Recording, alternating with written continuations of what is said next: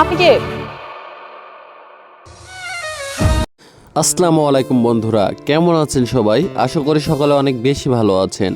Thumbnail এবং title দেখে হয়তো বুঝতে পেরেছেন আজকের ভিডিওটা কী নিয়ে হতে চলেছে। হ্যাঁ, ঠিকই ধরেছেন।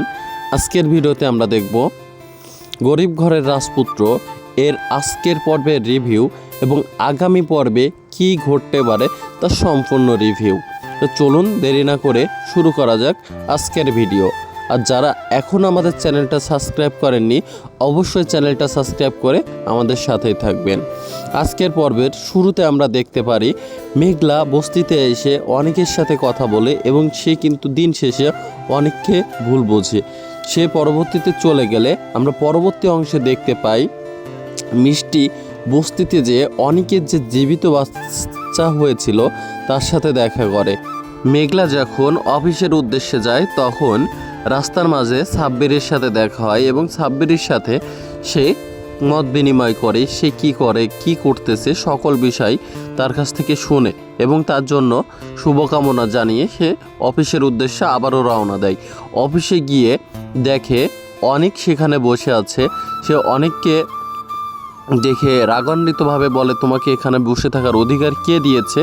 সেই ক্ষেত্রে অনেক বলে, তুমি এই অফিসে আমাকে যে কোনো পোস্টে একটা চাকরি দাও, আমি জাস্ট তোমাকে একটা পলক দেখতে পারবো, এমন হইলেও তুমি চাকরিটা দাও।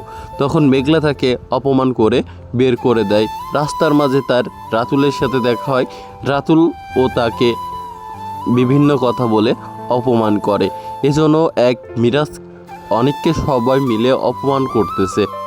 এর মধ্যে মিষ্টি বাসায় যে অনেকের যে বেবিটা দেখে গেছে এইটা নিয়ে তার বাবার সাথে কথা বলে যে খুব সুন্দর, অনেকের মতো দেখতে হয়েছে। আর অপরদিকে মেঘলা কিন্তু মৃত বাচ্চার জন্য কান্নাকাটি করে এবং মিরাজ তার বাচ্চার কবরের ওখানে যেও কান্নাকাটি করে। এবং আমরা পরবর্তী পর্বে দেখতে পাই যে মেঘলা তার পার্সোনাল পিএস নিয়োগ দেয় এবং সেই মেয়েটা হচ্ছে রাতুলের ষড়যন্ত্রকারীর একটা অংশ।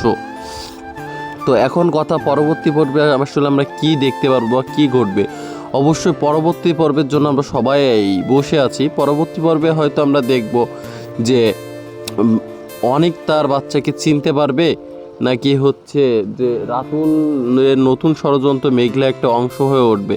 তো সকল প্রশ্নের উত্তর পেতে হলে অবশ্যই দেখতে হবে গরিব ঘরের রাজপুত্রের পরবর্তী অংশ। তো ততক্ষণ পর্যন্ত সবাই ভালো থাকেন, সুস্থ থাকেন। আর একটা কথা, যারা এখন আমাদের চ্যানেলটি সাবস্ক্রাইব করেননি, অবশ্যই আমাদের চ্যানেলটি সাবস্ক্রাইব করে আমাদের সাথেই থাকবেন নতুন নতুন ভিডিও এবং নতুন নতুন আপডেট পেতে। তো আজকে এখান থেকে বিদায় নিচ্ছি। সকলে ভালো থাকেন। আসসালামু আলাইকুম, আল্লাহ হাফেজ।